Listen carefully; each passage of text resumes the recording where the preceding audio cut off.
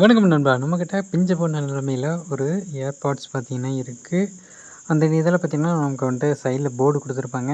But அது பார்த்தீங்கன்னா work ஆகாது. பட் பார்த்தீங்கன்னா, நமக்கு வந்து ஸ்பீக்கர் 2 பார்த்தீங்கன்னா குடுத்துருக்காங்க இல்லையா? அது வந்துட்டு ஒர்க் ஆகும். ஸோ, அதில நம்ம கனெக்ஷன் போடணும். ஓகேங்களா? அதே அதுக்கான ஒயர்ஸ் பார்த்தீங்கன்னா 2 இருக்கு. ஸோ, இத எடுத்து நாம அதில கனெக்ட் பண்ணணும். ஓகேங்களா? இதுதான் கான்செப்ட்டு. இத பார்த்தீங்கன்னா எப்படியோ பிஞ்சுட்டு வந்துருச்சு. இத வந்துட்டு நாம இன்னைக்கு ரெடி பண்ணோமா?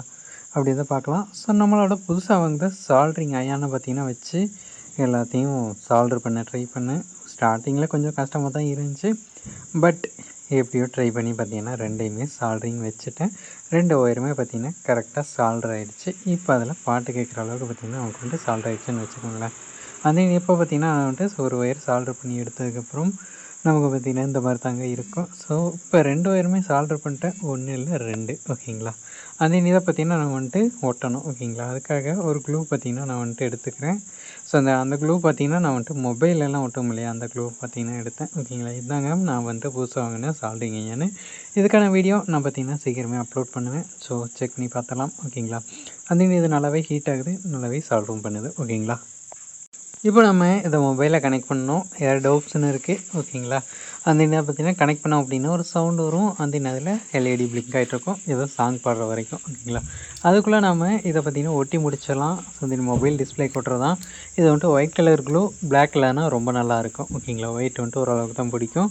அதே இதை பார்த்திங்கன்னா நான் வந்துட்டு சுற்றியும் அப்ளை பண்ணிக்கிறேன். ஏன்னா இதை பார்த்திங்கன்னா அடுத்தடுத்து ஏதாச்சும் நான் வந்துட்டு சால்டர் பண்ணணும் அப்படின்னா ஹீட் பண்ணி கழட்டினாலே கழண்டு வந்துடும். அந்த மாதிரி இருக்கணும். நம்ம இதை க்ளூ போட்டு அதாவது ஃபெவிக்விக் போட்டு ஒட்டிட்டோம்னா டேரெக்டாக ஒட்டிக்கும். அதுக்கப்புறம் பார்த்திங்கன்னா இதை வந்துட்டு கழட்டவே முடியாது. ஸோ அந்த ரீயூஸ் பர்பஸ்க்காக பார்த்திங்கன்னா நான் வந்துட்டு இதை இந்த க்ளூ போட்டு ஒட்டிக்கிட்டேன். இதை வந்துட்டு ஹீட் பண்ணாலே இலகி வந்துடும் ஓகேங்களா. அந்த நான் வந்துட்டு இதை கரெக்டாக ஃபிட் பண்ணிக்கணும். ஸோ அதாங்க பெரிய வேலை. எப்படி வருது அப்படின்றத கொஞ்சம் பார்த்துக்கணும் ஓகேங்களா.